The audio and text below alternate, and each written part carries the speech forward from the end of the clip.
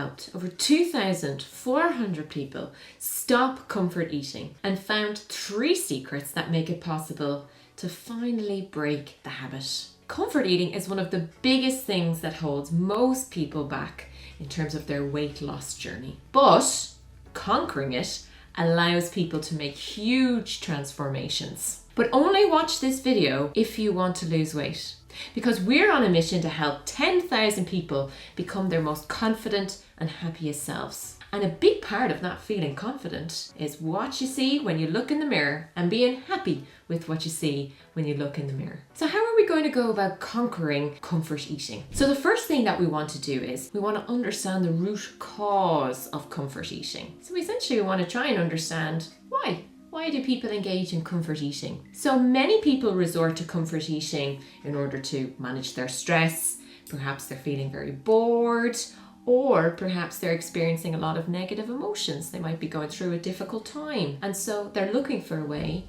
in which to manage those emotions, or to manage that stress, or manage that boredom. And that is how comfort eating develops. And oftentimes, the thing about comfort eating is we don't even realize that we're doing it.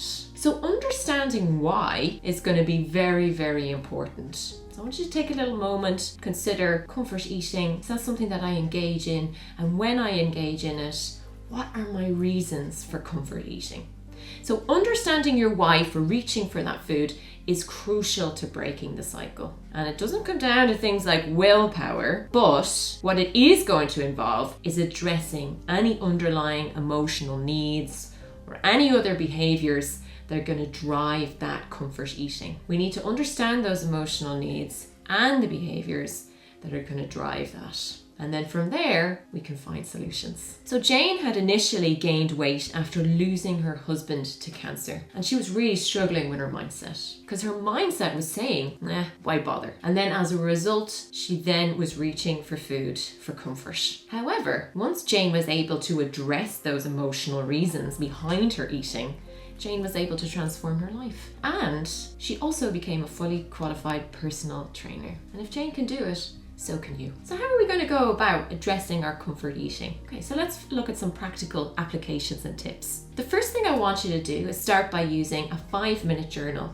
to document how you feel before your meals. So before you sit down, I want you to get out your journal, take a couple of minutes and say, how am I feeling now before I've had this meal? I want you to track those emotions around your eating times. And once we've done that, I want you to be able to identify some patterns there. So I want you to have a look down through and see might there be some patterns of emotional eating.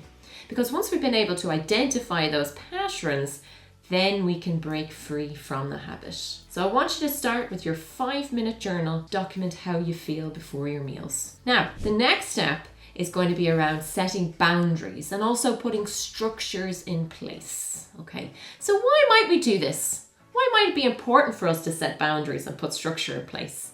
Because boundaries help to reduce impulsive behaviors such as comfort eating. So if we create rules and we create standards for ourselves in terms of our food and our eating habits, this is going to help us to simplify our decisions, and it's also going to help us to stick to those healthy habits. We know that it can be tricky at times to stick to those healthy habits, but if we have those boundaries and we have those structures, it's going to make that job much, much easier. Alex emphasizes how setting these structures can help you make consistent positive choices and over time.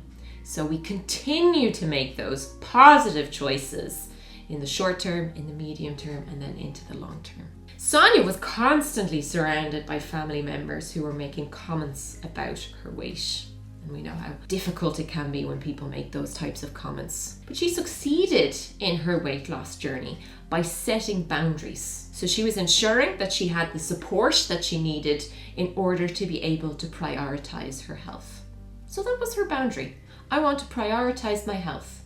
I want to do what is going to be right for me and my needs. And once we've set those boundaries, that guides our behavior, that guides our decision making. and we can make healthier decisions and better choices for ourselves overall. So how might we go about do this? How might we go about setting those boundaries? Okay, so there's a couple of different things that we can do. One step we can take is not keeping unhealthy snacks at home. So we know how easy it is. If they're there, they're within arm's reach, it's too easy to reach for them. So that could be a boundary. I'm not going to keep unhealthy snacks in the house. Or it might be if there's a particular place that you tend to stop after work and you're going to consume unhealthy food, particularly if it's a day where you're feeling stressed or maybe you've had some difficult emotions that day. Okay, well, a good boundary to that would be, I'm going to drive a different way. I'm going to drive an alternative route, right? So I want to avoid those places that are going to trigger my unhealthy choices. So have a think about, how might you enforce some boundaries? Perhaps it could be in your home. Perhaps it could be on your drive to and from work, for example.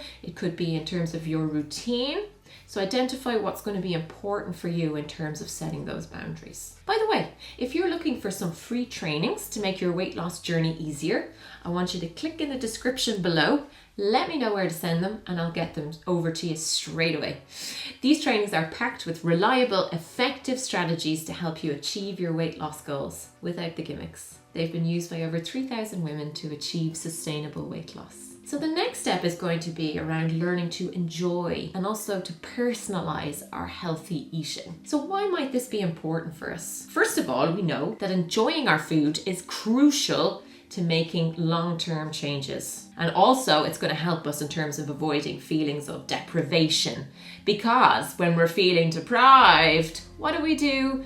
We go for the comfort eating. So to do this, we want to personalize our meals. And by personalizing our meals, it helps to make healthy eating more sustainable. And it also helps us to ensure that we're staying on track, but at the same time, that we're not feeling too restricted either. So Amanda, who was a former bodybuilder, felt like she should know better. You know, we all know we should, or we must, or we should know better.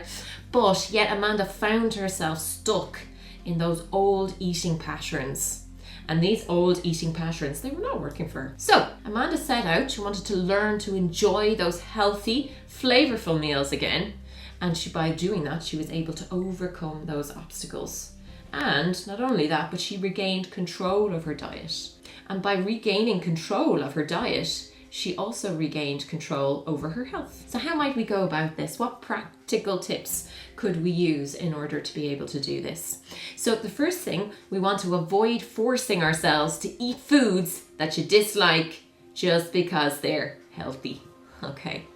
Instead, what we can do is experiment with seasonings, we can experiment with our cooking techniques, and we can find recipes, healthy recipes that are going to align with our tastes. So, for example, if you hate avocados or you don't like cottage cheese, don't eat them. Make your healthy eating enjoyable, and we do this by focusing on the foods you love. Now, we also want to work in order to be able to manage our hunger and also ensuring that we're able to stay full. So managing hunger by eating fiber-rich diets keeps us satisfied for longer. And this is good because this is going to help us to reduce the likelihood of impulsive or comfort eating. So this approach is going to help us to maintain a healthy diet, again, without feeling deprived.